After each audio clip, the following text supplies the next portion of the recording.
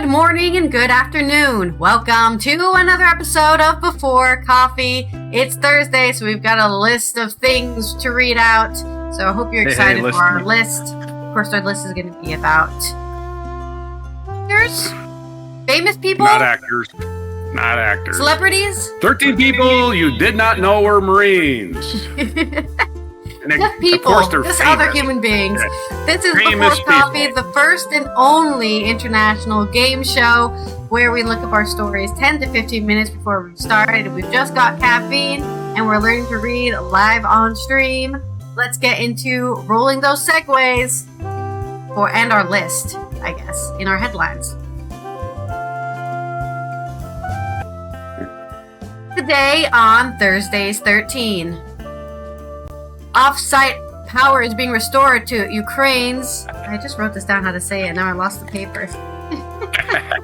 You said today on Thursday. Where did the paper go?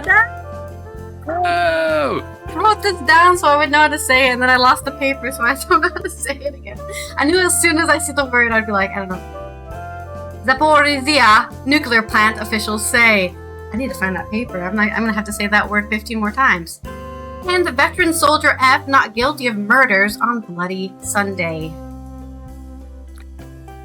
Greetings from the U.S. Myanmar Scam Center. Raid sends hundreds fleeing to Thailand, and we have an NBA coach and an NBA player arrested for gambling.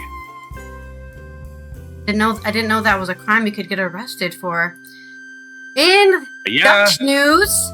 Dutch general elections are focusing on migration and the housing crisis as Wilders seeks another win. If anybody doesn't know who that is, it's the Dutch Trump. Thursdays 13, we're going to talk about 13 famous people you did not know were Marines. Or maybe you did, but I'm here to remind you. In my culture news, Spotify users boycott streaming platform over ICE recruitment ads. And today is the day the Swallows depart from San Juan Capistrano in California. No word on how many coconuts they're carrying. It's October 23rd, 2025 on Before Coffee.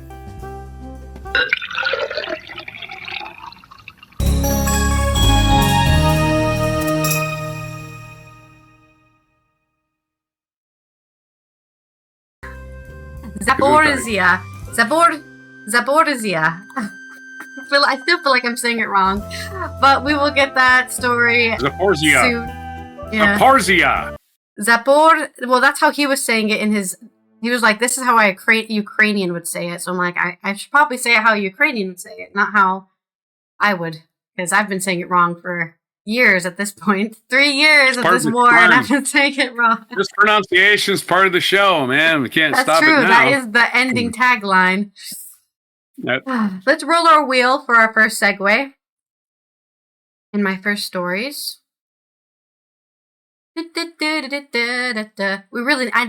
need a song to go with this that plays. I like a little jingle. Put me to sleep at this point. Give me a mixed metaphor. We haven't had metaphors all week, actually. So I think this is actually our first metaphor. I feel like we haven't done any. I don't know. Yeah. I'm not keeping a counter. Let's start with our first story, which is about Zaporizhzhia nuclear power plant supposedly getting power restored. This is from Kyiv, Ukraine on AP News. Off-site power to Ukraine's Zaporizhzhia nuclear power plant, which has been occupied by Russian forces for nearly 4 years, is being restored after a month-long outage, officials said today on the 23rd of October. Energy Minister Svetlana Gunchuk said that the damage to 750 kilovolt, that's a lot of volts, in Dniprovska transmission line linking the Russian-occupied plant to Ukraine's grid has been repaired, while work continues on the Ferosplavna 330 kilovolt backup line that runs through Russian-held areas. The International Atomic Energy Agency said the repairs to Europe's largest nuclear power station were carried out under a local ceasefire. It has described the return of off-site power as a key step for nuclear safety. Russia and Ukraine forces established special ceasefire zones for repairs to be safely carried out. A rare case of cooperation between both sides, because they don't want to freeze to death this winter. Both sides are engaged constructively with the IAEA to enable the complex repair plan to proceed, Grossi said in a statement. Grinchuk said Ukrainian energy workers have repaired the plant's power lines 42 times since Russia's full-scale invasion in 2022. During that period, the facility lost external power and had to rely on emergency diesel generators on 10 occasions. The Zaporizhzhia plant had been operating on diesel backup generation since September 23rd, so last month, last month, yeah. When its last remaining external power lines was severely attacked in Russia and Ukraine both blamed each other. You shot down the power line! No, you shot it down! The plant is in an area under Russian control since early in Moscow's invasion of Ukraine. I mean, it was a very smart thing for them to do. Hey, did you say largest power station in Europe? We're going straight there. And is not in service, so it's not actually being used as the most reliable power to cool it. 6 shutdown reactors and spent fuel to avoid any catastrophic nuclear incidents. So they need to keep it running so it doesn't blow up, because we don't need another plant blowing up in Ukraine. They're never gonna let the rumors go down if another one blows. Yeah. Not another one. And of course, I'll do the Russians too. That's the funny part, right? It's like, oh, it blew up. Another Ukrainian plant blew up, and it was due to the Russians again. Grossi said Saturday that emergency diesel generators were designed to be the last line of defense to help nuclear power plants cool their reactors, but that their use was now all too common occurrence. As long as this devastating conflict goes on, nuclear safety and security remains under severe threat. Today, we have some rare positive news to report. We are far from being out of the woods yet, Grossi said. So there's your news on the power plant, which is not going to blow up anytime soon. If power plants are outdated. Yeah. Right? They're outdated, man. Everybody should be able to have their own power at their own house, just generated through natural processes. Forgetting all of that extra stuff. Yeah, I want to turn my shit into power, please. Methane, right? Methane power. Right. So a metaphor for this is it's like this thing that you need, power plant, it's thing that you need, but you got to go through all these things to get it when it's actually pretty easy to get to. I can't think of a metaphor for that though. I don't know. All the stuff, all the regulations and stuff you got to go through for something you can generate from your electric car. In other words, right? Yeah. You can turn your electric car into a power plant for most appliances, and there you are. Anyway, there you are. There's your making metaphor. A mile out of a molehill, or mountain out of a molehill. We're making. I'm weak on metaphors today. I blame it on lack of sleep. I wake up at 3:30 and can't go back to sleep. This is what happens. Oh my God! Yeah, I know. My next story is also a short one. I'll work a little harder in this one, I hope. Okay. And it's about a veteran soldier called F, they didn't give a name, has been found not guilty of murders on Bloody Sunday. A judge delivered his verdict at Belfast Crown Court today on the 23rd of October. This is from Jonathan McCambridge on The Independent. A former paratrooper known as Soldier F has been found not guilty of committing 2 murders and 5 attempted murders on Bloody Sunday in Londonderry, 1972. Wow, that's a long time ago. Delivering his judgment at Belfast Crown Court, Judge Patrick Lynch said the evidence presented against the veteran fell well short of what was required for a conviction. Soldier F had been accused of the murders of James Ray and William McKinney on Bloody Sunday, regarding one of the darkest days of the Troubles in Northern Ireland. The veteran had also been accused of attempting to murder Michael Quinn, Patrick O'Donnell, Joseph Friel, Joe Mahon, and an unknown person. 13 people were killed when members of the parachute regiment opened fire on civil rights demonstrators in the city. The non-jury trial heard evidence across 4 weeks, which included statements by 2 soldiers, F's colleagues. Soldier F was present at Belfast Crown Court for each day of the trial, with his identity concealed behind a curtain in a courtroom. Because even if he's found not guilty, somebody will still think he's guilty and probably bomb his house. And that's not me being racist against Irish people. That's just me. I just know how idiots work. hateful idiots work. I need somebody to pay. That guy. Yeah. He was there that day. Let's get him. Get him. Relatives of the men killed and supporters also attended each day of the trial. So there's, I guess, justice or not justice. Right. I guess for the people whose family members were killed, there's no justice for them here. I mean, it sounds like, to me, this is a case of similar to how in Ukraine, or the Ukrainians were not extradited to Germany for blowing up the Nord Stream pipe.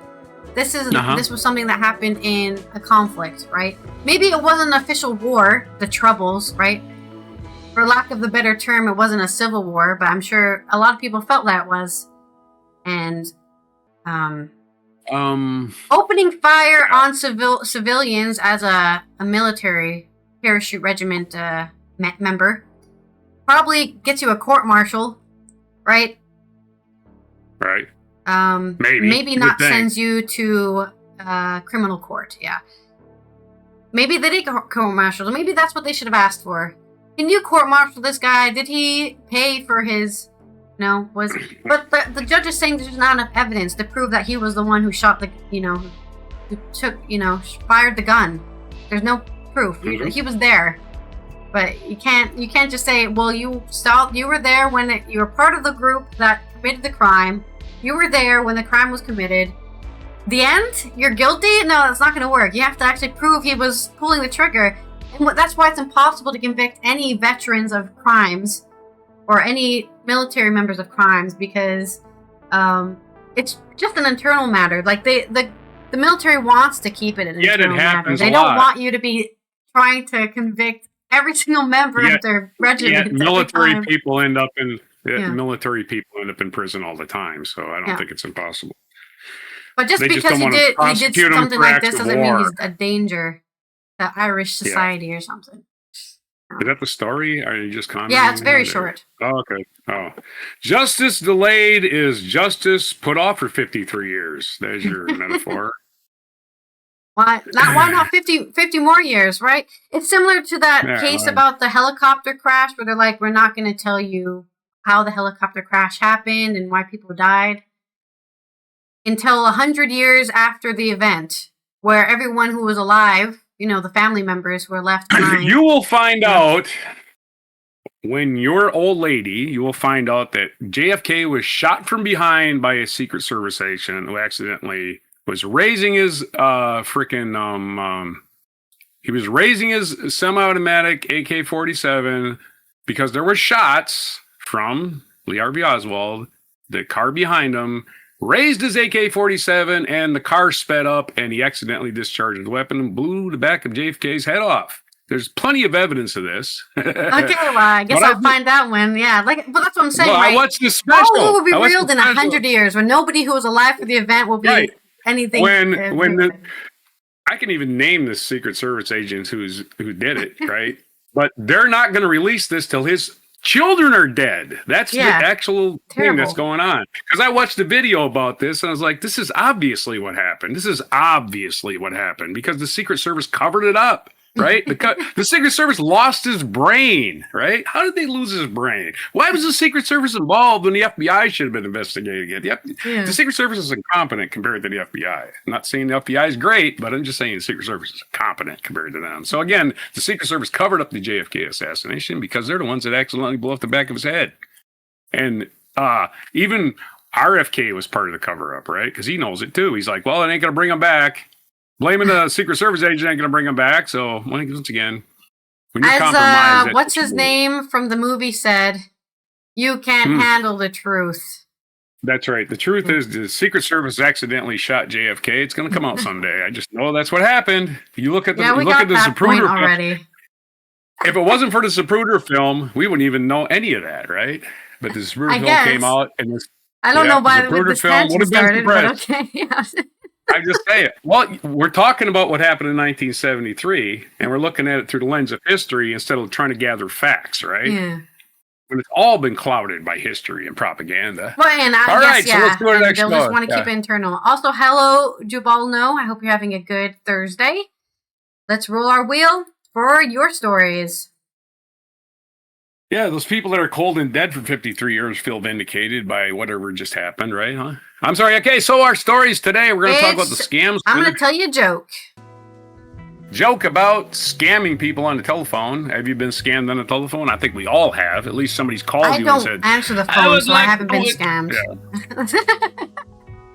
Scamming and scamming and scamming. That's what's going on. This is Myanmar Scam Center. Raid sends hundreds fleeing to Thailand. This is from channelnewsasia.com or CNA. CNA. Certified Nursing Assistant. Bangkok. More than 600 people fled one of Myanmar's most notorious scam centers and crossed into Thailand. A Thai provincial official told AFP on Thursday, "Hey, Thailand, can't you arrest them? They're in your country illegally, right? Hello." I'm sorry. Sprawling compounds where internet fraudsters target people with romance and business cons have thrived along Myanmar's loosely governed border during its civil war, sparked by a 2021 coup. A highly publicized crackdown starting in February saw around 7,000 workers repatriated, and Thailand's enact a cross-border internet blockade. But an AFP investigation this month revealed construction has continued apace at several compounds, while Starlink internet service receivers have been installed en masse, seeming to connect the hubs to the Elon Musk-owned satellite network. Sawanit Sarayakul Nai Ayafaya, I am not going to say that name again, deputy governor of Tak province on the Myanmar border, told AFP 677 people fled from the scam center. You know it's a scam center if they just haul ass out of there, right? KK Park in Myanmar crossed the Moai River into Thailand as of Thursday morning. So KK Park is probably the name of a park. I don't know. Another crowd of more than 100 people gathered on the Myanmar side of the main local border crossing in Thailand early Thursday as AFP journalists saw many carrying large suitcases and backpacks. A driver in the area, speaking anonymously for security reasons, estimated 700 people had made illegal overnight crossings, while some scam workers are clearly trafficked into the often fortified compounds. Experts say others go voluntarily with hopes of earning more in the multi-million-dollar illicit industry than they can get at home. Yeah, ripping off people that, oh boy, I'm going to get rich. A guy on the phone told me I'm getting rich. Everybody can get rich. Yeah, those people. Anyway, Swanet said immigration police and the military had provided assistance under humanitarian procedures. Those who cross will undergo screening to determine whether they have been victims of human trafficking or may be prosecuted for crossing the border illegally. The Tak Provincial Administration Office, which oversees the area, said in a statement that the group entering the Myanmar comprised of foreign nationals, both men and women, and authorities expected more to cross into Thailand. Indonesian state agency Antara reported that around 20 Indonesians successfully crossed into Thai territory via the Moai River as of Wednesday evening, according to the Indonesian embassy in Yangon, which cited Thai authorities. Experts say Myanmar's military has long turned a blind eye to scam centers, which profit its militia allies, crucial collaborators in their fight against rebels. The junta also faced pressure to shut down scam operations from its military backer, China, irked at the number of its citizens both participating in it and being a target of the scams. But military crackdowns on scam hubs are likely token efforts organized in cahoots with allied militias in an attempt to appease China without badly denting profits, analysts say. Because of the news, it became a need for organization to resolve it carefully, said Saw Tin Win, a senior figure in the most powerful local militia. This is pressure from the military, so he warned people not to continue bad things, he added. A Myanmar media outlet reported on Wednesday evening. The transnational scam industry has ballooned in Southeast Asia in recent years with thousands of scammers involved, experts say. Victims in the wider region were conned out of up to $37 billion in 23, according to a UN report. Thailand's anti-money laundering office seized assets worth 70 million baht. 70 million baht is equal to $2.1 million. Turn your mic off.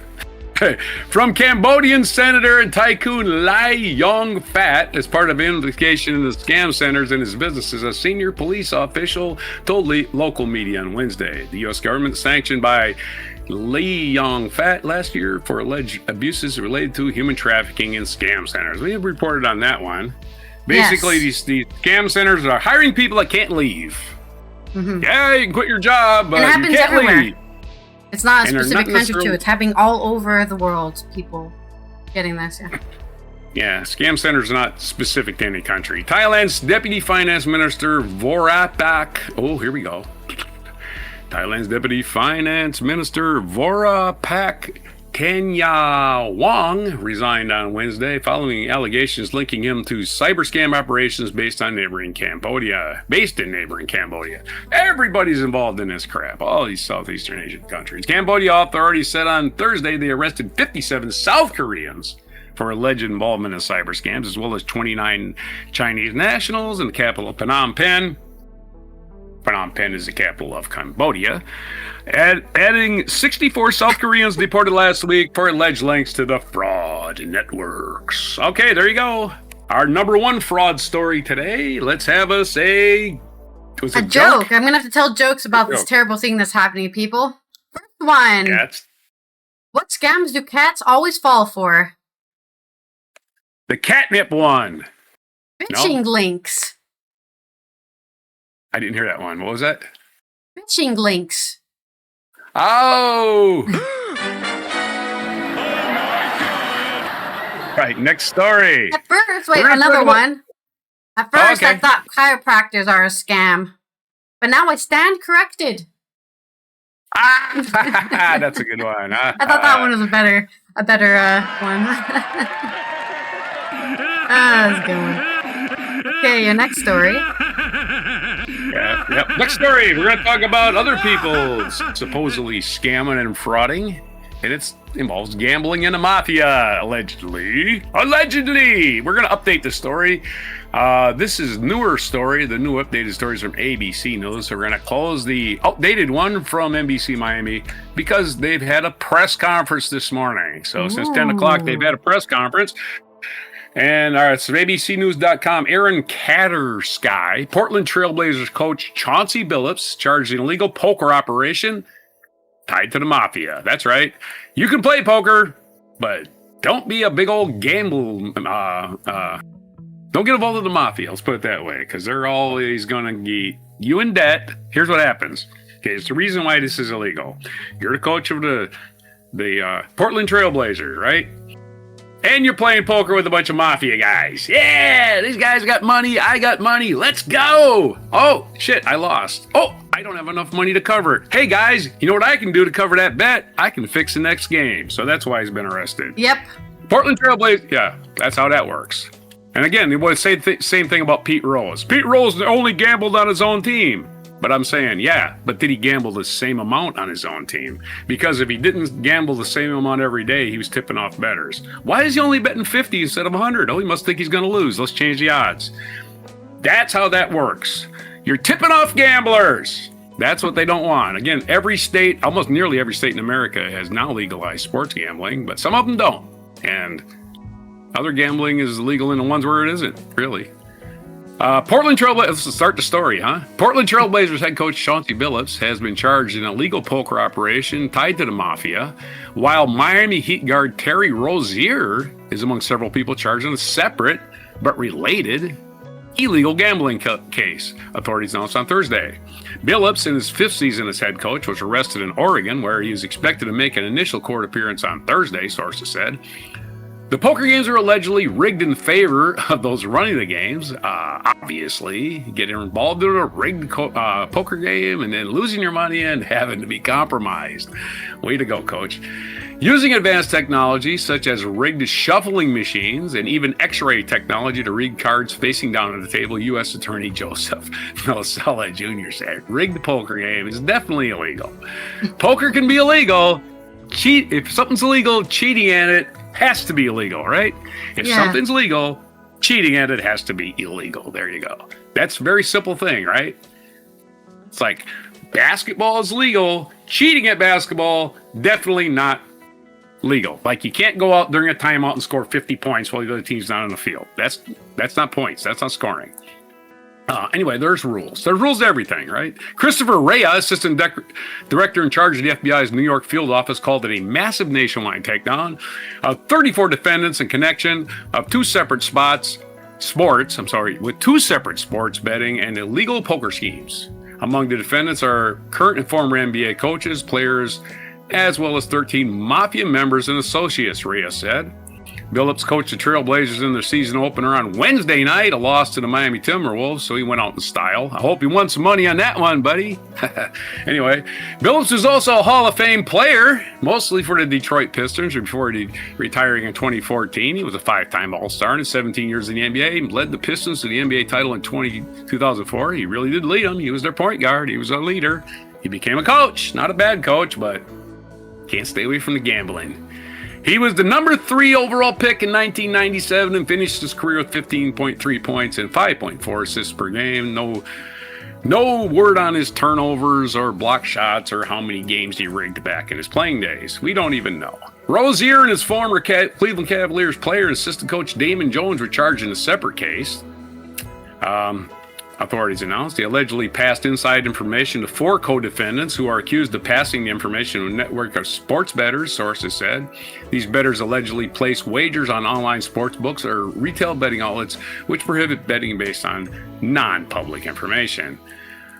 The indictment included an example from March 23rd, 2023, when Rozier, then playing for the Charlotte Hornets, allegedly tipped off a co-defendant that he planned to leave the game early with a purported injury, sources said. He left the game 9 minutes in. The co-defendant and others allegedly placed $200,000 in wagers, betting Rozier would underperform his statistics. Yeah, simplest bet in the world.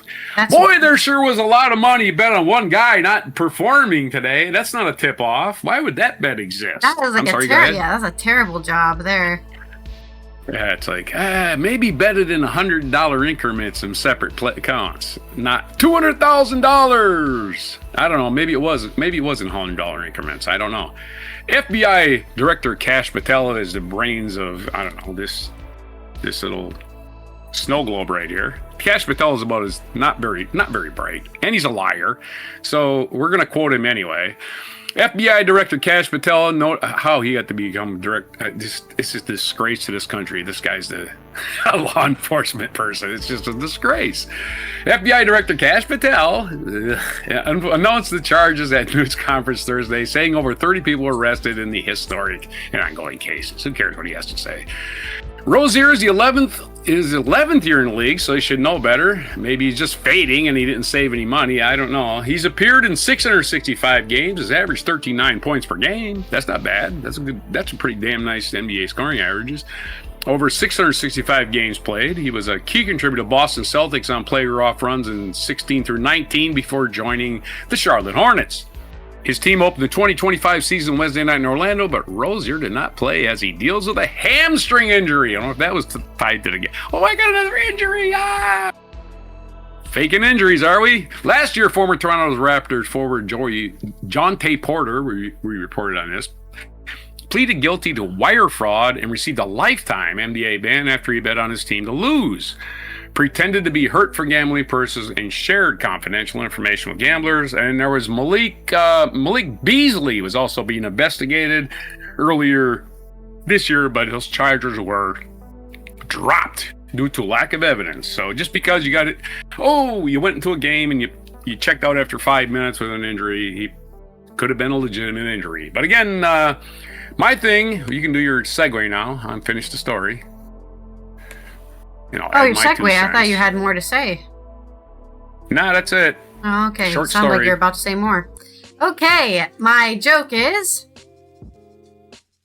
what's the difference between the IRS and the mafia? The mafia, I don't know. The mafia at least gives you protection when you pay. That's true. That's right. I met the godfather of the Scottish mafia. Yeah. He made me an offer I couldn't understand. I know that, man. Yeah, that brings back memories. You're from Glasgow.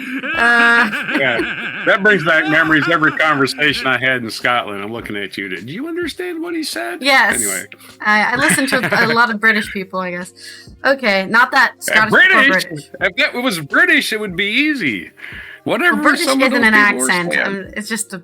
I'm just Anyways, saying. let's roll our I can segue wheel understand for our people next from story. London. I don't need a translator from King Charles. I do need one in Scotland, though. Okay, now you have to tell me a joke about Dutch politics. Good luck. Might have to use Google for that one. My old standby jokes. Dutch politics is like, I can compare it to something and make a joke. Let me get some paper. This is the Dutch election is going to be happening on October 29th, so Wednesday actually, not Tuesday. And AP News has a story here from Mike Porter. I guess more of a... I'm not sure if this is like a Dutch... Who's Mike Porter? Is this a Dutch perspective? Yes. Okay, he is a Dutch man. He's a reporter in the Netherlands who covers international courts in The Hague and Dutch politics, so... And he's been there. He looks like he could be a Dutch man. So this is a Dutch perspective, or at least a person living in The Hague for 30 years perspective on the Dutch elections which are coming up.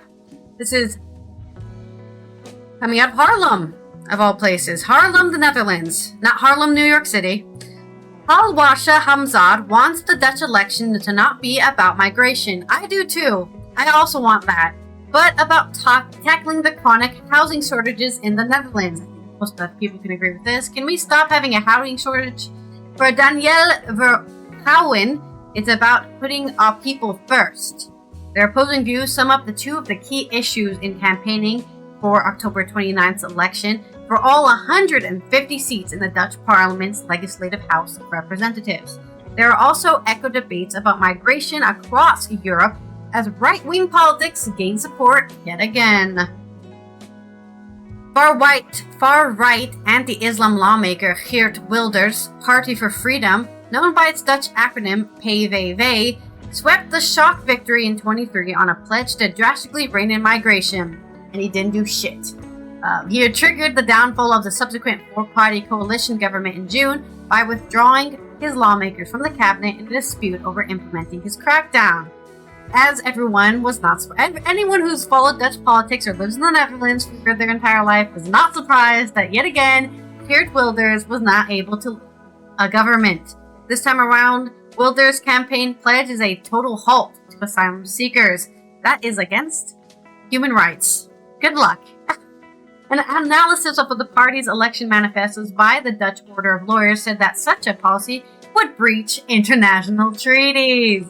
We have too many foreigners, too many asylum seekers, too much Islam, and far too many asylum seeker centers. Caring about fellow human beings. Can't we just go back to slave trading, where we just sold people as money?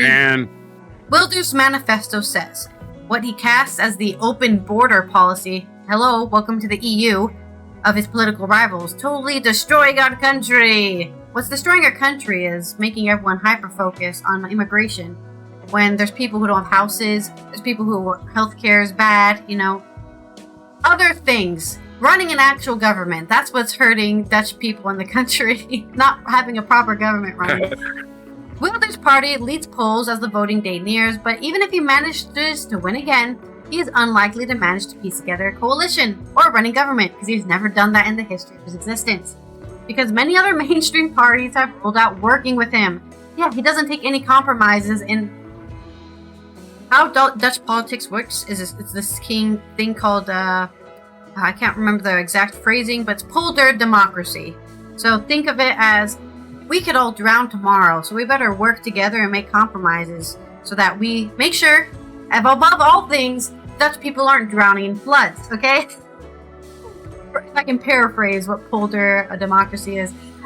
If you have a guy who does not want to make any compromises and work together with the other parties, which there are like 30 of, there's 30 other parties here in the Netherlands, you will never run a government. It will just not happen. So yeah, that's why they've ruled out working with him. Mm-hmm. You can't work with him. He does not allow you to work with him. You do what he wants as some sort of, I guess, under his tyranny, his dictatorship of how he thinks the country should be run. And if you don't agree with him, he's gonna leave and huff and puff and, oh, you guys aren't working with me, so I'm gonna leave. Ha, take that. Congratulations, now we can have a working government. Other more mainstream parties have also included moves to cut migration in their manifestos as the issue cuts across political fault lines, only because people like Kurt Wilders have been telling you that it matters when it doesn't matter. Violent protests against new asylum seeker centers have broken out in recent months in towns and villages across the Netherlands, with protesters lighting flares and sometimes waving a tricolor flag that was adopted by Dutch Nazi sympathizers around World War II. Wilders says he's opposed to violence, but he doesn't say he was opposed to Nazis. That's the first thing I would say. I'm opposed to Nazis and violence. Hamzad is an Afghan-born educator and a beneficiary of long-standing Dutch hospitality to asylum seekers that has taken a hit in recent years. She fled the Afghan capital, Kabul, as a child and eventually settled in the historic city close to Amsterdam, Haarlem. In near-fluent Dutch, she identifies herself now as a proud resident of Haarlem, where she works in elementary education and is a municipal representative for the Green Left, the party that has joined forces with the Labour Party to present a united center-left bloc at the election. Of course, Green always gets votes from all of the students for the most part, though I'm sure there's some students who don't. Hamzad argues that people being forced to sleep in cars and families having to wait for years for social housing are far more pressing issues than reining in on migration. And she doesn't mean people, immigrants. She means all the people, right? There are people who can't get houses who were born in this country, right?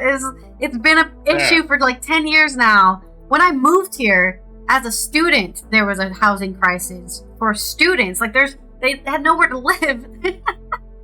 I'm going to University of Amsterdam and I'm sleeping on a bench outside the school because there's no houses.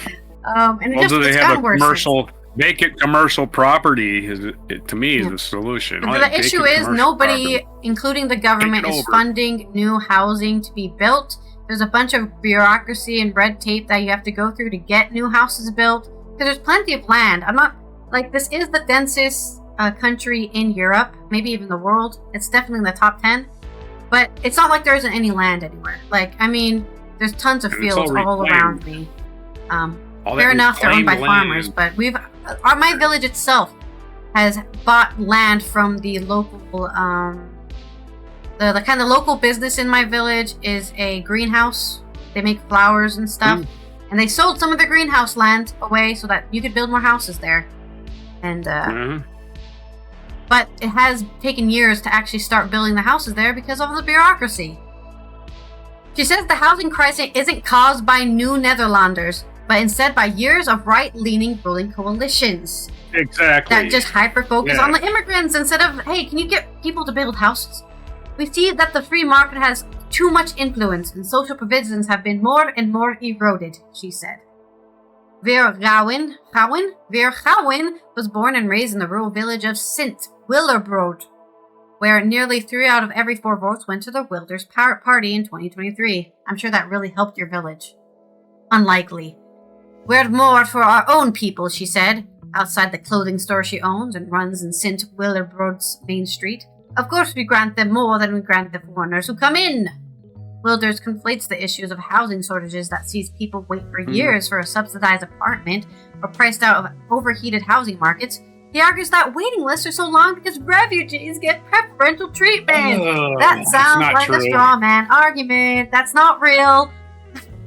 Nonsense. I can't really speak on this subject because I had a house before I moved here because I moved in with a Dutch family. Okay, so I never had to go through this issue. I was just like, you already live in a house. Why don't you see to get preferential treatment? Yeah, to be fair though, I think if Robert, for example, who is a 36-year-old Dutch man, if he wanted to move out of the house with his mom and go live somewhere else, he would be on a wait list for 10 years. Some people for 10 years, a wait list of like, hey, we found a house you can buy. Unless you want to overpay for a house, and by overpay, I mean sometimes 100% more than it's worth to get a house, right? You'll be on a wait list for a long time, and that's not because they have a bunch of maintenance problems. Yeah, it's not because refugees are getting preferential treatment. They're all living in hotels. Yep. In the UK, they're all living in hotels. Anyways, you increasingly see people coming to the Netherlands because things are getting worse in their own country. But then you'll end up with your own children no longer be able to have a home. I would find that very sad. Oh, well, I'm sorry that you find that so sad. It's kind of a first world problem thing to complain about, don't you think?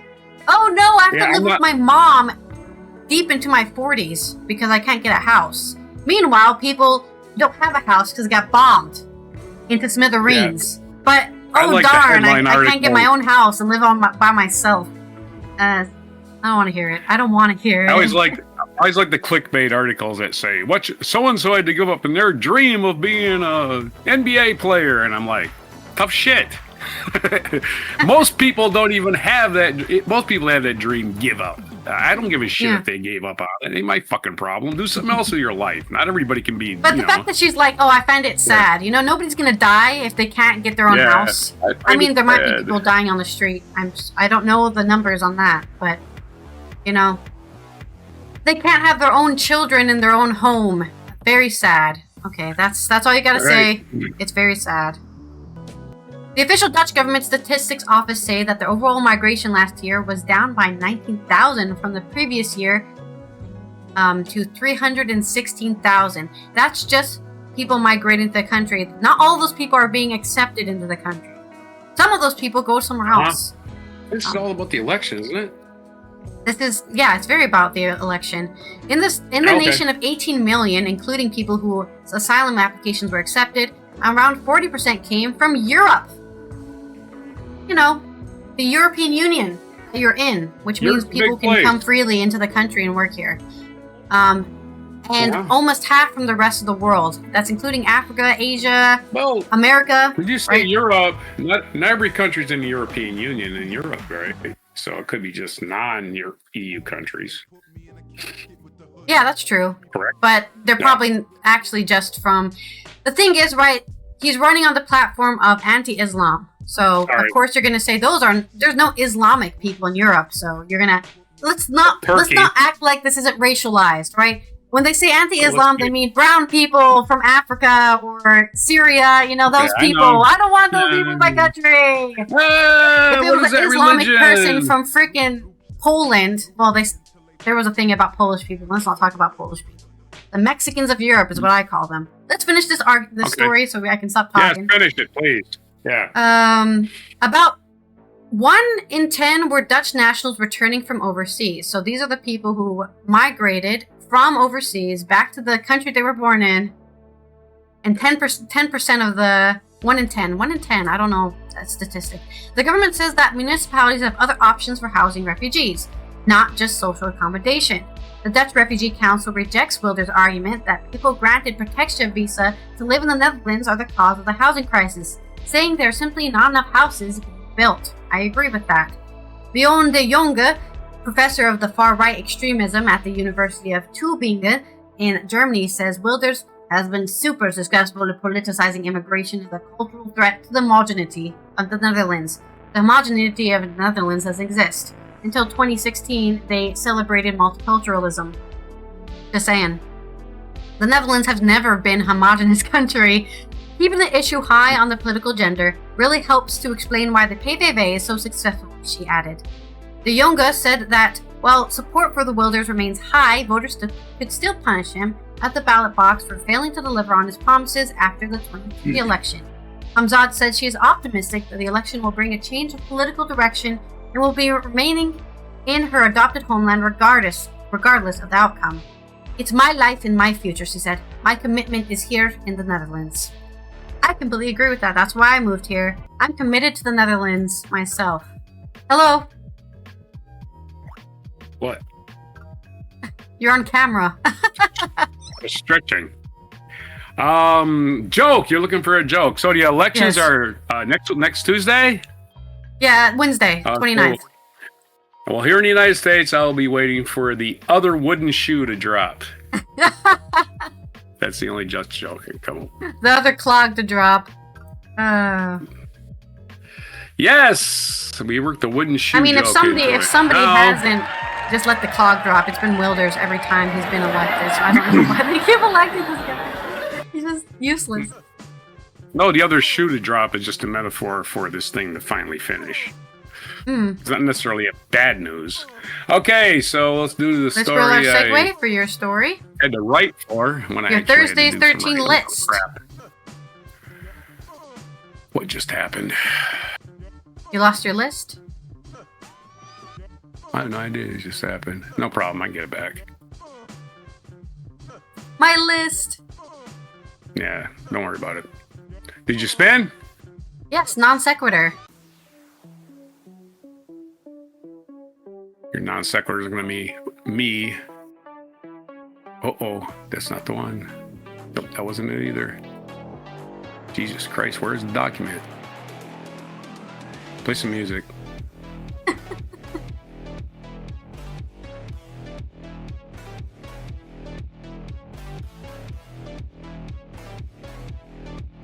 There it is, all right. I don't know why that last document came up first. That makes no sense. All right, this is 13 famous people who you did not know were Marines. I was a Marine myself, and I did send you a video, by the way. And okay. It has to do with both. The video I sent you started at 1 minute. I don't know if I told you that or not. It has to do with both our list and today's this day in history. So it's kind of a double video thing. 13 famous people you did not know were Marines. Marine Corps is a tough place. I have respect for anybody that made it through boot camp. I don't care what you did. If you just made it through boot camp and did nothing else, that's really tough. I mean, that's almost impossible. It turns you into a different person. At least it tests you, it makes you into somebody that doesn't worry about shit so much. You say, I can solve this. I can do this. It gives you a lot of self-confidence. If you make it through. If you don't, well, I don't know what to tell you. Number one on my list is Drew Carey. Remember Drew Carey? Whose Line Is It Anywhere? The Drew Carey Show. Now the current host of The Price is Right. That's right. In 1980, The Price is Right. Drew Carey enlisted in the U.S. Marine Corps Reserve in 1980 and served for 6 years. Since then, he has had his own successful sitcom, hosted an improv show, Whose Line Is It Anyway? And currently the host of The Price is Right, Drew Carey. Again, a Marine Corps Reserve for 6 years. He was in the Marine Corps roughly the same time I was in, but he was in the reserves. But even the reserves got to go to boot camp, and they can also be thrown in wars. So don't forget that part. Number two, somebody that actually did go to war, B. Arthur from the Golden Girls. If you know late actress B. Arthur, enjoyed a successful career playing characters on TV, the series Maude and Golden Girls. During World War II, under her birth name Bernice Frankel, she served in the Marine Corps as a truck driver and typist. Not two things you can do at once, but you can do them separately. Truck driver and typist. Oddly, in her later years, drove the truck with a keyboard. Yeah, she was typing while she was driving. Very talented. Very talented. Ran off the road several times. No, I'm just joking. She denied, oddly in her later years, she would deny that she was a Marine. It's possible she was embarrassed by the circumstances behind the blemish in her service record that resulted in reduction in pay. And B. Arthur is famously, at least to me, from Cambridge, Maryland, where I used to live. There's a mural on the wall, and she's standing right next to Harriet Tubman. Harriet Tubman, the Underground Railroad lady. Number three, the Everly Brothers. This could be two people, but it's actually one. Phil and Don Everly, one of your famous early rock and roll duos. Singers of Bye Bye Love and Wake Up Little Susie and Dream, Dream, Dream, Dream. They sing that song. When they enlisted in the Marine Corps Reserve, that's right. They were already famous. Stationed at Camp Pendleton from 1960 and 1962, they frequently entertained their company with impromptu concerts. The duo appeared in the dress blue uniforms on the Ed Sullivan Show and performed Crying in the Rain. So that's one thing to be a rock and roll star and be in the military. It's a whole nother thing to perform in your friggin' dress blues. So everybody is number three. Number four, recently deceased Gene Hackman. Gene Hackman, the actor once known as the hardest working man in Hollywood. and he was in a lot of movies, and he's good in everything. Gene Hackman has quietly retired from acting.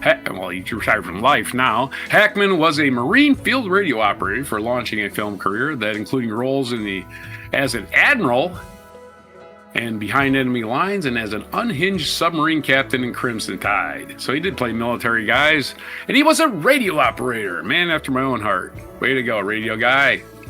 Number 5, the Jamaican rapper known as Shaggy. Orville Burrell is his real name. Your name's Orville? You change it as soon as you possibly can. Reggae singer Orville Burrell served as a field artillery cannon crewman in the 10th Marines during Operation Desert Storm. It was while leading marching cadences that he developed his vocal talents. That's right. Yeah, that's cool. I didn't know that. Shaggy went on to have international hits. International shit. I hate that. International hits such as Oh Carolina and It Wasn't Me. It wasn't me. He continued to perform around the world. Number 6. Shaggy's number 5. Number 6 is Montel Williams. Montel Williams, talk show host, who I think he has some kind of cancer, and hopefully he's surviving. Montel Williams joined the Marines and went on to boot camp in Parris Island, South Carolina, right after high school. He was groomed for leadership and sent to the Naval Academy, preparatory school. Went to the Naval Academy. Williams spent several years aboard submarines and working in the intelligence sphere. He started as a successful talk show, the Montel Williams Show in 1991. So he was a submariner. Submariners, you got to go through some extensive psychological evaluation because you're going to be underwater in a confined space with a bunch of guys, and it can get to you after a while, I guarantee you. Me just being on a ship got to me. I cannot imagine being under the water for days at a time. Can't do it, man. Sorry. Submariners, something I was never going to do, ever. Nothing I even want to be a part of. Number 7, Steve McQueen. Yeah, Steve McQueen, who was in The Great Escape and some other war movies. He enlisted at the age of 17 and was honorably discharged serving as a tank mechanic and later as part of an honor guard. His service was marked by both struggles with discipline and a notable act of heroism, where he saved 5 fellow Marines during an Arctic exercise. So I think he got demoted a few times, but he did get some heroism medals. So good for Steve McQueen. Number 8 is George Jones, country singer George Jones. Yeah, one of them guys that partied a little too hard for country music. He's a legendary country music because he lived the life, right? He lived that life that you always hear him singing about in country songs. Yeah. But before that, he was a Marine. Yes, country singer George Jones was a U.S. Marine serving from 1951 to 1953 during the Korean War, but was not deployed. He enlisted at the age of 20, went through boot camp in San Diego, and was stationed at the Naval Air Station in San Jose, California, where he performed music on weekends. And George Jones apparently later married Tammy Wynette and wrote the all-time tearjerker song of all time. I don't know if he wrote it, but he definitely sang it, called He Stopped Loving Her Today, which, again, he did not stop loving her today. He dropped dead is what he did. He stopped everything today, but the song is, yeah, she left 30 years ago, but he never stopped loving her. She's gone, she took off, and this poor bastard's been living in her memory for 30 years in sorrows, and today he died. One of the most saddest songs in the history of the world. I can't listen to it. And to me, it's like it's like Cats in a Cradle. I cannot listen to that song. Please do not play that song around me. I will break your record player. Anyway, try not to cry challenge. Yeah, not a bad song. I just don't want to fucking hear it, all right? I was like, God damn it, this is depressing. Hide all the sharp objects, for God's sakes. Number 9.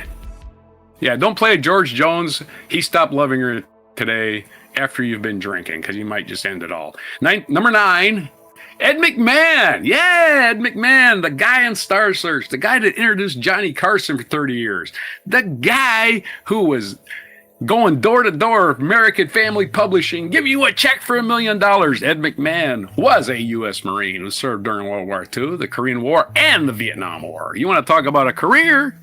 Yeah, he was commissioned as a pilot in 1944, retired from the Marine Corps Reserve as a colonel in 1966, and he was awarded 6 air medals for flying 85 combat missions in Korea. So he wasn't just a desk jockey Marine. He was out there risking his life. Good for you, Ed McMahon. What a humble human being. I did not know any of this. I knew he was a Marine. I didn't know about the 85 combat missions. Number 10 is Wilford Brimley. I don't know if anybody remembers Wilford Brimley, but he's a guy with the glasses and the walrus mustache. Kind of looks like a walrus, actually. Like an old tiny guy. Is that what the Beatles song was about, this guy? Yeah. I am the walrus? Perhaps John Lennon had an encounter with Wilford Brimley. They dropped a little acid and, hey, I'm a walrus. Anyway, there's your story about Wilford Brimley. You know, he was in the movie Cocoon. He was in a lot of other movies, in commercials for something or other. He did a lot of commercials. Had that mustache. Had this old trusty guy. He was in the movie Cocoon, which featured a bunch of retired old people going to space, but I think he was only in his 50s. He just looked old. He's always looked old.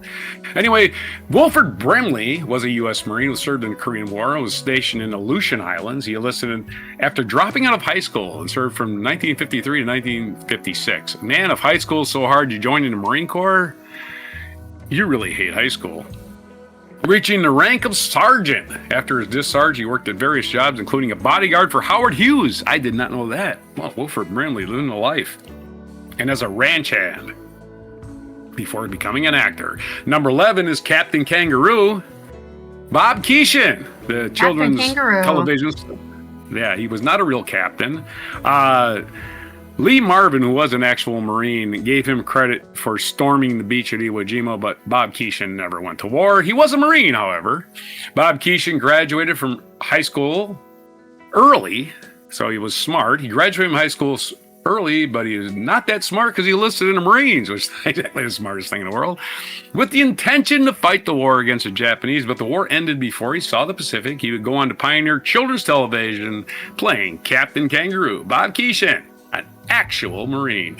Number 12 is Dusty Baker, who's famous for being a baseball player and a manager. Won the World Series a few years ago.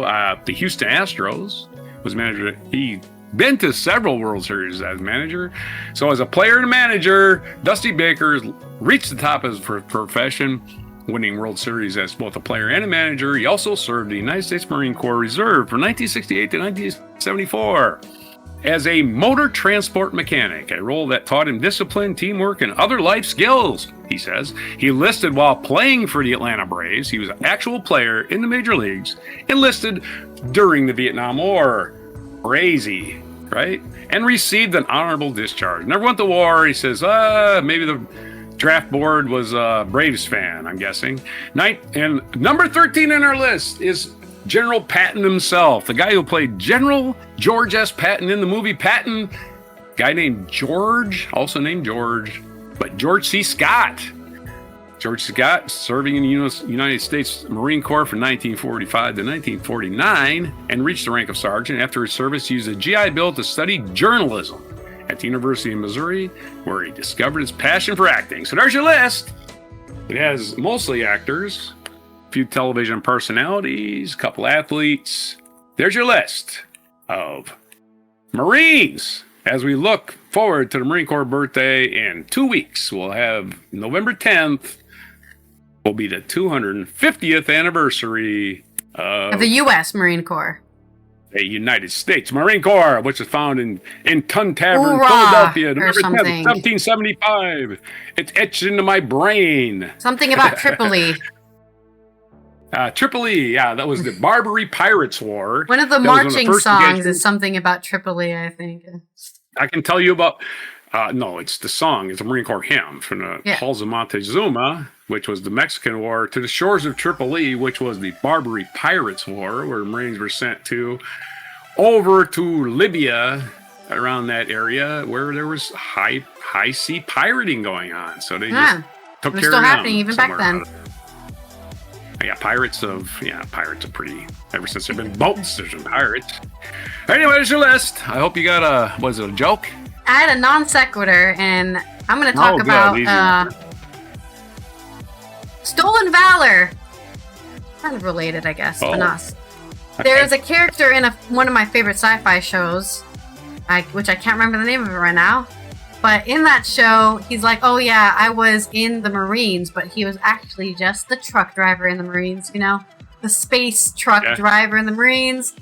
And the guy who was an actual Marine was insulted, right? It's like, I was just the truck driver, okay? Because the whole show, he's bragging about how he was a great pilot. He was a really great pilot, the best pilot anyone's ever seen. Oh, so he was lying. Okay. Yeah, but he was just driving transport. He wasn't doing crazy dogfighting maneuvers, was he? So, but it was really impressive because he was a really good pilot in the end, right? He was actually really good at doing combat in the show. Right.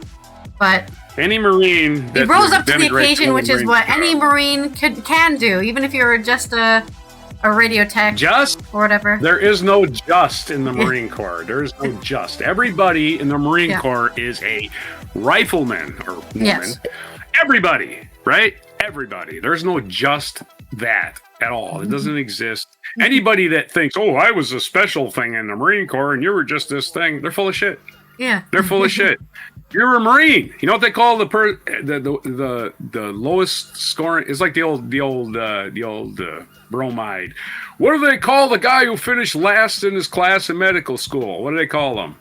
A doctor. Exactly. So there you go. At least he made it through. A lot of people didn't. So there you go. Okay, let's roll our segues for our culture news.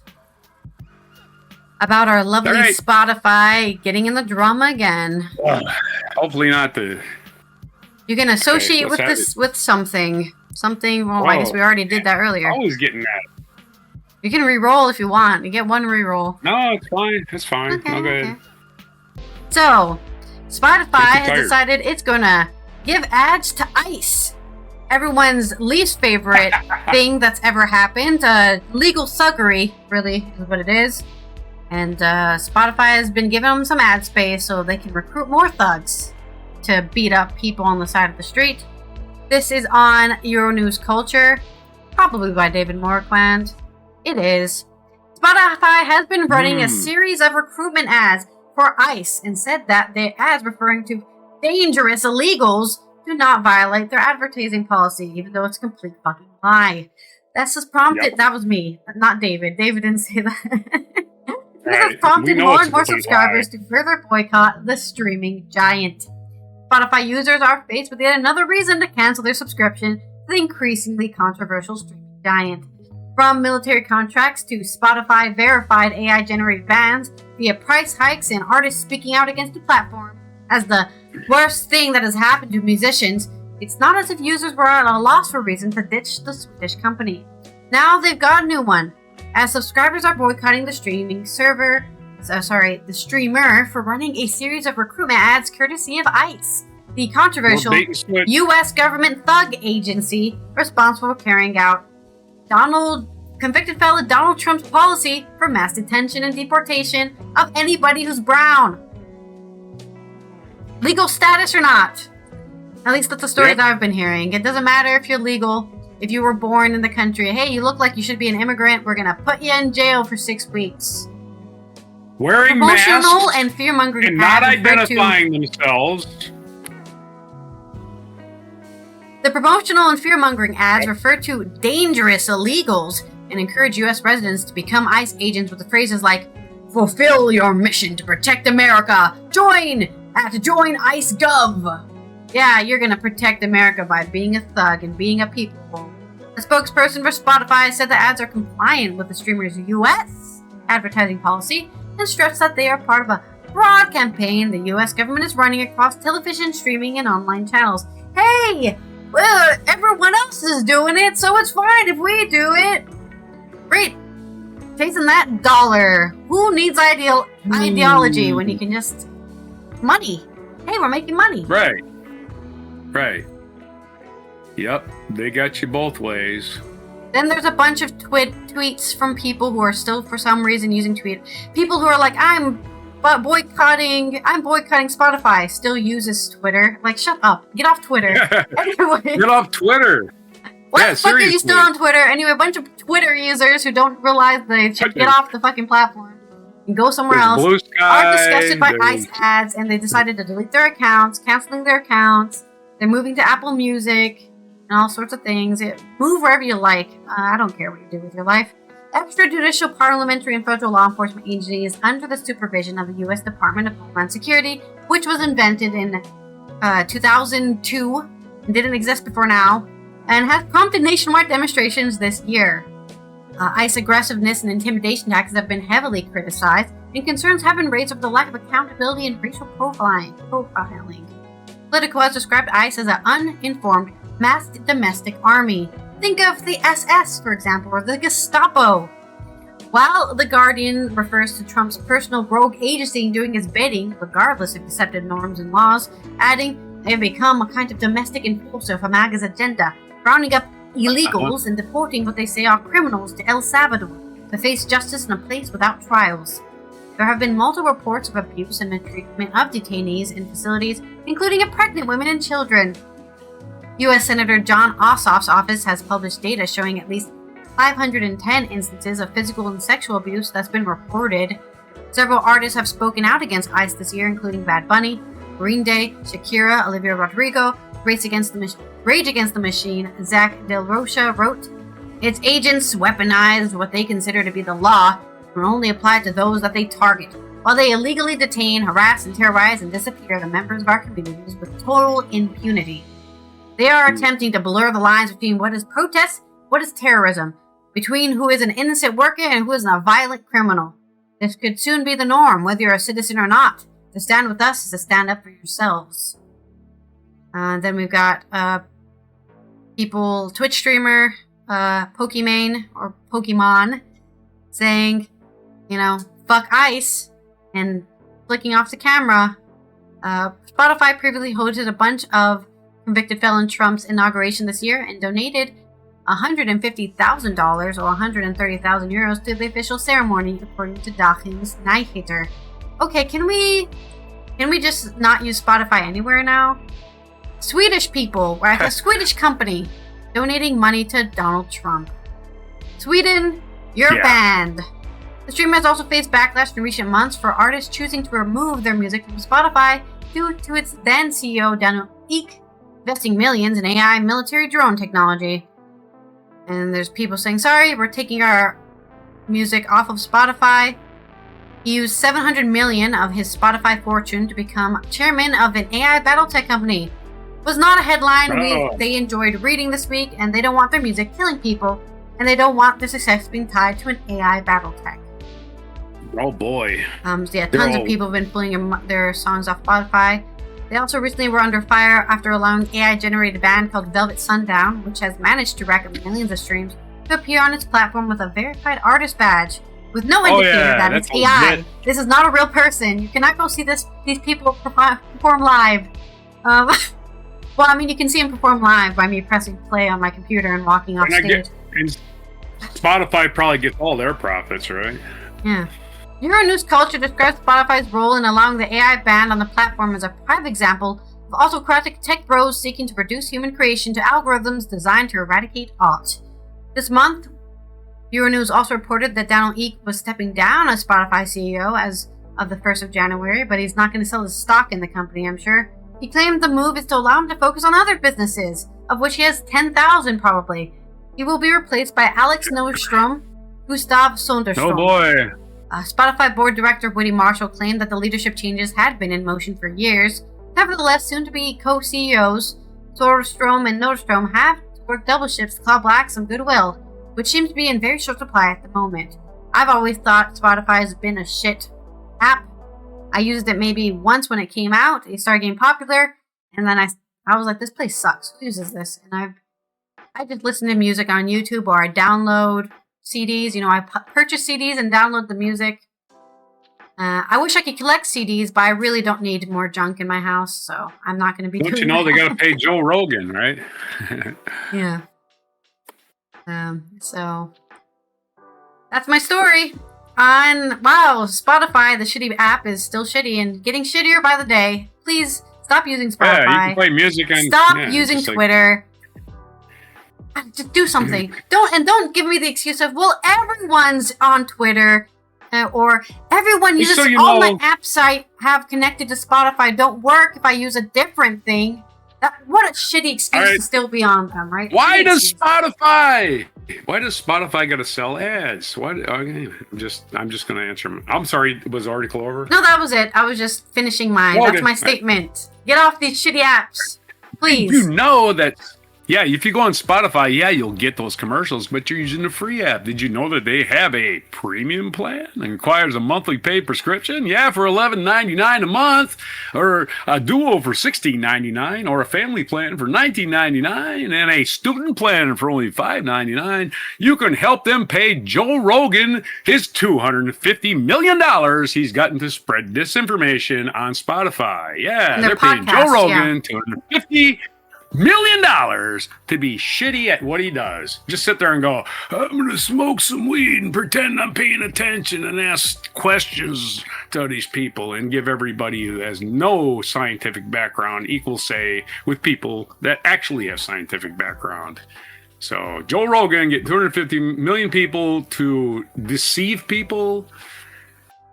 Snake oil salesman, an equal voice to scientists. Like I give him credit. He has Neil deGrasse Tyson on there all the time to straighten him out, and he just sits there and nods and agrees with him because he has no clue. But other than that, Joe Rogan, the IQ doesn't 250 million. He just doesn't have the ability to learn more. His IQ is too low. I think it should have been the death knell of Spotify right there, paying Joe Rogan $150 million. There's so many things they've done that should be the death of them, and they just keep... People keep using them because, I'm comfortable using it, and changing is hard. Yeah. Whatever. If I want to listen to music, I just have alternatives. I don't need it, so... And there's plenty of alternatives. Yeah. You can just watch a video on YouTube. Will play you forever. Will play you music. Yeah, and put on repeat. And if you don't like an ad, on YouTube, you can complain about it. That's true. All right, so there you go. I don't know what they do. Still out there. That's all I gotta say. Yeah, let's go. Let's stop these corporate. Spotify has never created anything in their life, so we can do without them. They're totally not necessary. It's like a radio station going on business. Nobody will notice. Not one damn person will notice. Sorry, that radio station's no longer there. That's all it's going to be. This Day in History coming up. Let's roll the segue wheel. Right on.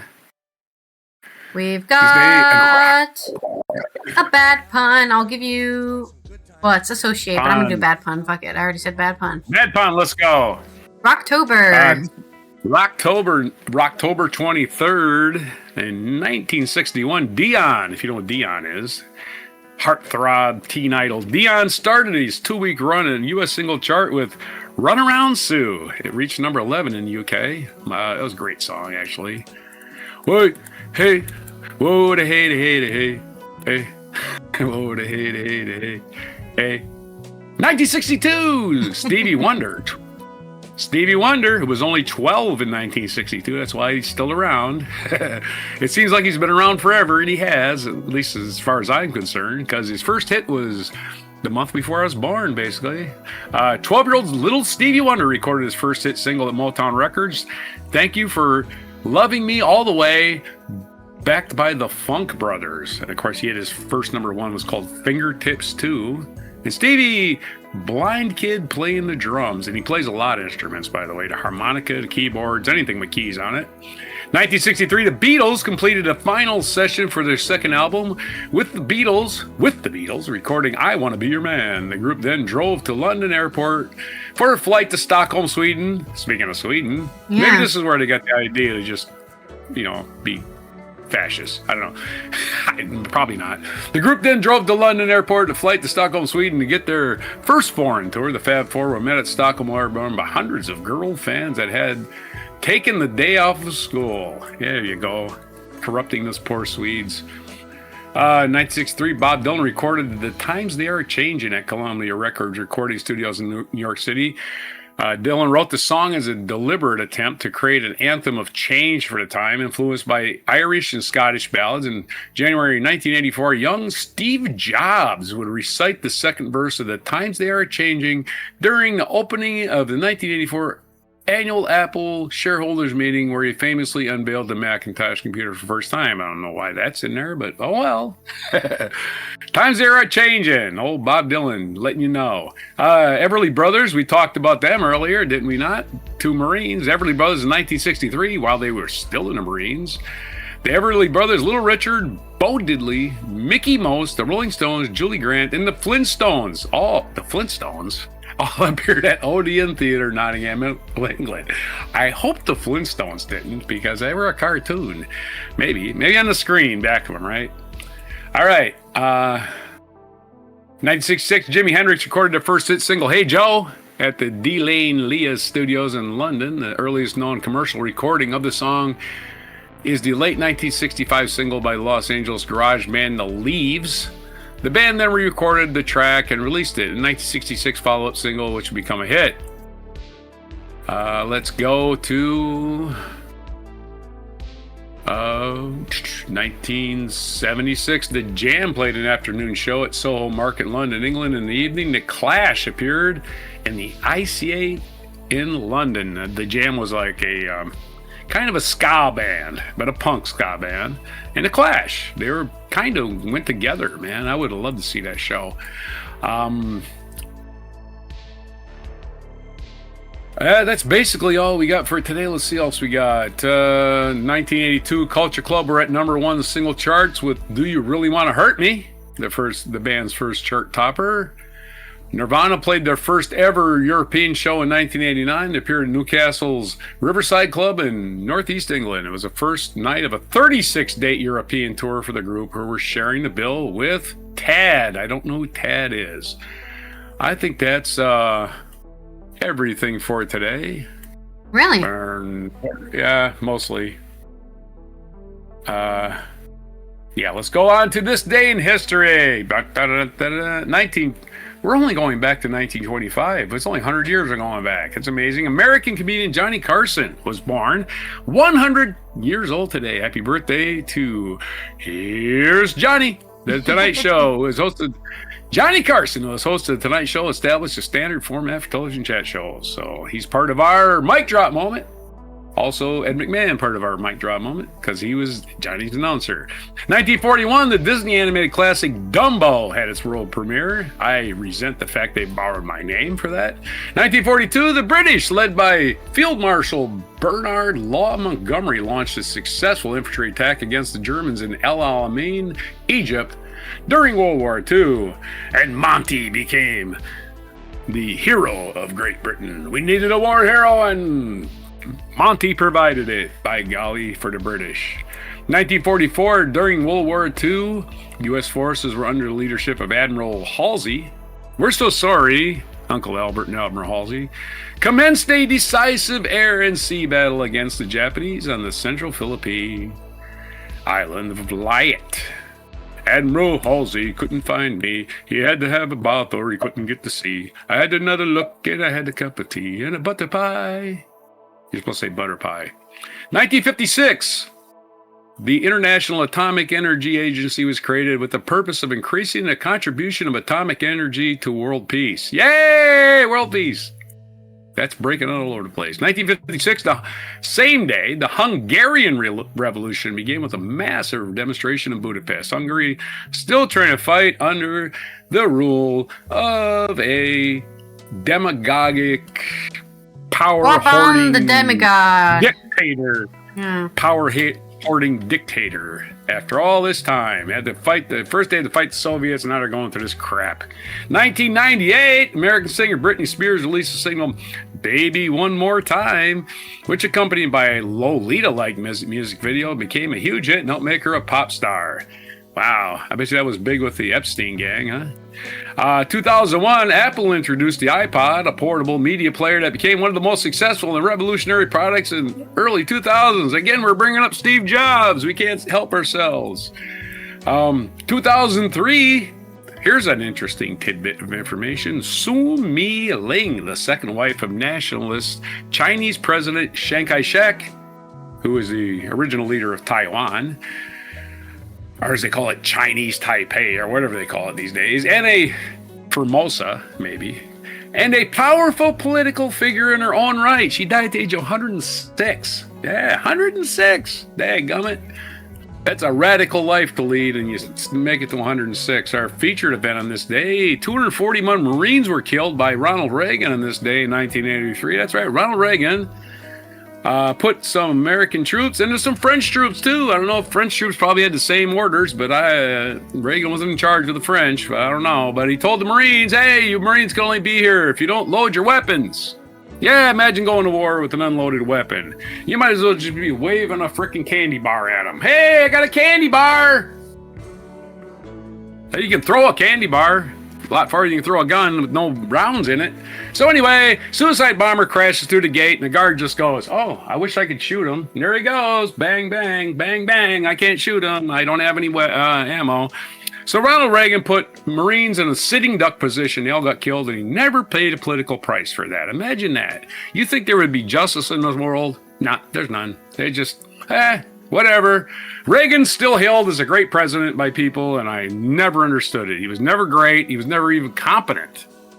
He barely even knew what the hell was going on. And he made a lot of bad choices, a lot of bad decisions, and ruined the middle class forever. Featured birthday, Pele, or they call it, Brazilian soccer player.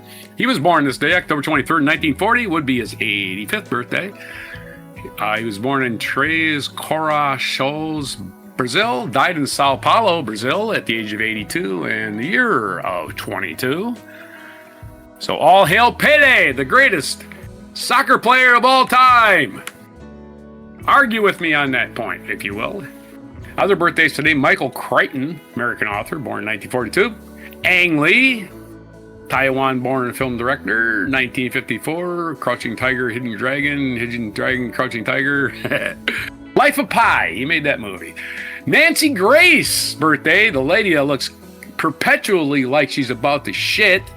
Nancy Grace, American legal commentator, and with I Gotta Take a Shit face, permanently on her head. 1962, Doug Flutie, the shortest person to win the Heisman Trophy. I don't know, he's only 5'6", American football player. Born in 1962, so happy 63 to Doug Flutie. On our National Day calendar, we're going to get onto this some more. It's National iPod Day. We know why. The iPod was put on market on this day. It's National TV Talk Show Host Day. Why? Because it's Johnny Carson's birthday. It's National Mole Day. Do you know what mole is? M-O-L-E. We've covered this before. And it's sure. Also the How's day. It spelled? Oh, it's the mole. It's atomic. It's the atomic mole. A mole is a unit of measurement used in chemistry to express amount of chemical substance. So it's all about chemistry, the mole. How it's expressed. It's expressed as Avogadro's number, 6.02 times 10 to the power of 23, which is got to be an astronomical number, right? It's defining the number of particles in 1 mole of substance, one of the 7 base SI units. There you go, chemistry. Get all into it. You'll know. You'll know if you're a chemist, you know. By golly, you took that test and became a chemist. It's National Swallows Depart from Capistrano. That's in Southern California between San Diego and Los Angeles. I used to drive through Capistrano all the time on my way up interstate. I think it's Interstate 5 there. Or is it 405? Oh, I think it's 5. Yeah, I think it's 5. Yeah. Interstate 5. Let's go with that. National Boston Cream Pie Day. I love me a cream pie. That's some good shit there. Boston cream pie. I could eat 5 of those. Probably die. And it's National Horror Movie Day. I don't know why it wouldn't be like closer to Halloween, but I guess people start watching them a week before Halloween to get ready. I'm not a big fan of horror movies. They bore me to tears. I don't understand them. I don't understand the attraction to them. I think psychotic people make them. I think the people that make these movies are probably serial killers or potential serial killers. I don't understand horror movies. I don't understand the attraction to them. People like being scared. I don't understand it. Anyway, there you are. It's National Horror Movie Thursdays. Your mispronunciations, your list, everything for October 23rd, 2025. Don't forget your mispronunciations. October 23rd, 2025. Before Boston Cream Pie. Well, of course you can't say cream pie without having a dirty joke, but I don't have a dirty joke for you. I couldn't find one fast enough. So instead, I have... I'll go for clean jokes. Only clean jokes, sadly. How does a cream pie answer the phone? Hello? This is a cream pie talking. Meringue, meringue. Ah. There's meringue in the Boston cream pie. Okay. I changed my iPod's name to Titanic. Yeah? Why? It's sinking now. Why? Oh! That was too obvious, right? That was too obvious. And finally, far from being fundamentalist suicide bombers or skeptics, they always have to C4 themselves.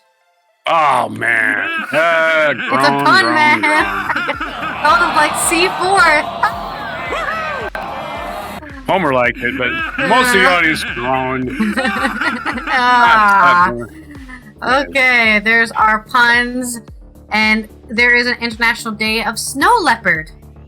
We were celebrating the lynx returning to the UK the other day.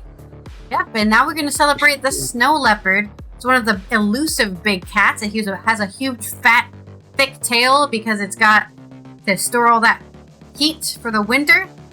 It's a dawn and dusk, similar to many cats are like that. And they're actually known to not be very aggressive towards humans, probably because they haven't seen a lot. So they're like, what the fuck is that?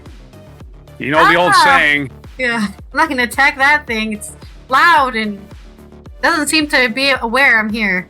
Snow leopards are found in the high mountains of Asia, such as Afghanistan, Bhutan, China, India, Kazakhstan, Kyrgyzstan, Mongolia, Nepal, Pakistan, and the Russian Federation, Tajikistan, and Uzbekistan. They're still endangered. They're the ghosts of the mountains, and leave them alone and let them live out their life, I guess, in the mountain range. You know the old misstated metaphor, a leopard can't change his stripes. But it's also true. A leopard can't change his stripes because he doesn't have any. No, so he doesn't.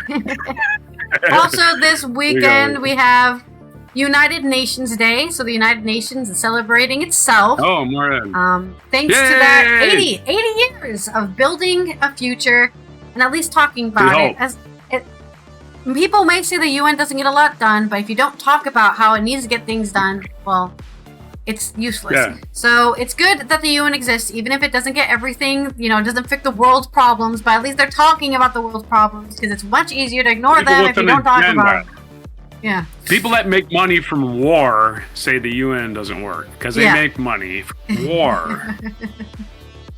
It's also the United Nations World Development of Information Day. So mobilize your public opinion, learn information, and make your own opinions based off your own information, not what Steve down the street has been saying for 5 years. Okay? Do your own research, develop your own internal understanding of things that are happening, and get your own public opinion on that based on the stuff you know, not the stuff people tell you. That's right, man.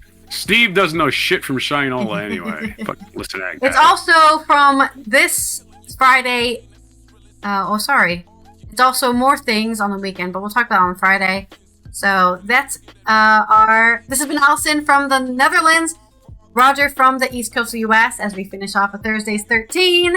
I hope you've learned a lot about our 13 celebrities, mostly actors, who were Marines and how every one of them is a rifleman. Birthday. Don't forget that. And happy birthday to all Marines on November 10th.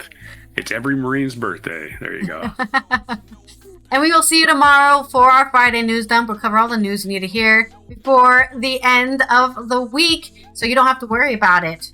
And follow us on Twitch, subscribe to us on YouTube, turn those bells on for notification, and of course you can support us on Patreon for as low as $1 a month. Here is our mic drop moment.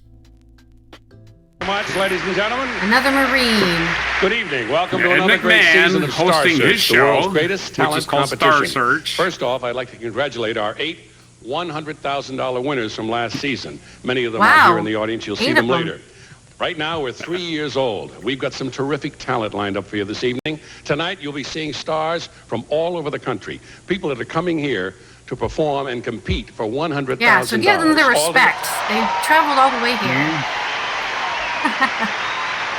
Right. Oh, there we go. Good little shuffle.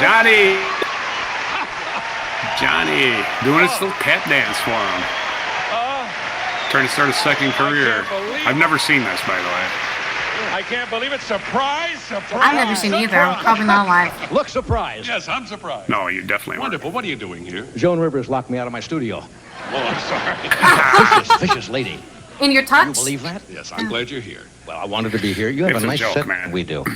It is nice, isn't it? Yes, very, very I nice. have to follow Ed around. He has got so many jobs. He comes to the Tonight Show, picks up his mail, then comes over Now, here. you knew I'd picks be up his here own 'cause mail. tonight this is Star Search night. No, I knew you'd be here because Choo Choo's Peruvian Beer Gardens is right next door. Oh! Tonight, this is kind of special. We are He was always celebrating, making fun of Ed's as you well drinking know, problems. we have spent Yeah. 27 years Well, the together best way on to tell people to television, Ed stop and I, is to keep and this is teasing him Ed's about it, I guess. 35th year in television. Yeah. It was just... Yay, congratulations! Probably longer than that. They worked after together. this, They worked together before the Tonight Show. Hard to believe, isn't it? On a game show. So, yeah. Well, it's awfully nice of you to drop by to help me celebrate. And I want to say publicly, I cannot imagine doing the Tonight Show without you sitting there. but- Aren't you Oh, nice? no, Yeah, he's I being cannot sincere. Thank you, I man. know. Thank you. I must say, I'm going to leave. Happy I know you have birthday a to busy Johnny. show. I He's also 100 want to point today. out that Ed does a lot of 100. humanitarian work immediately following the show. Yeah. He is doing a benefit for the Polish Home for Unwed Bowlers. Thank you for dropping by, Johnny, kicking us off. Thank you, pal. I love you. There you go. He had to slip in a Polish joke. Good for that side. Look at that. Thank you, Two men fellas. kissing Like on stage, and nobody freaking Right had a on. meltdown. No, What a not pleasure at that all. has been for me 27 years next to that great talent. Right now, it's to get the business of discovering our new talent for 1986.